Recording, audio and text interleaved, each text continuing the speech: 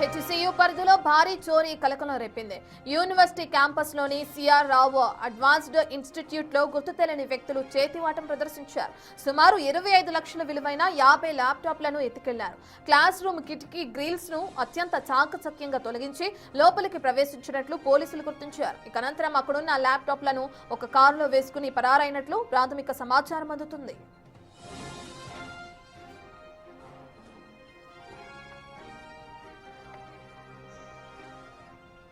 CCTV footage ని పరిశీలించగా దుండగులు ల్యాప్టాప్లను కారులో తరలిస్తున్న దృశ్యాలు రికార్డ్ అయ్యాయి.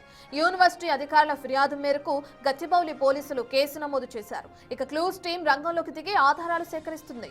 కట్టుదిట్టమైన భద్రత ఉండే యూనివర్సిటీ క్యాంపస్ లోనే ఇంత పెద్ద మొత్తంలో చోరీ జరగడం ఇప్పుడు చర్చనీయాంశంగా మారింది.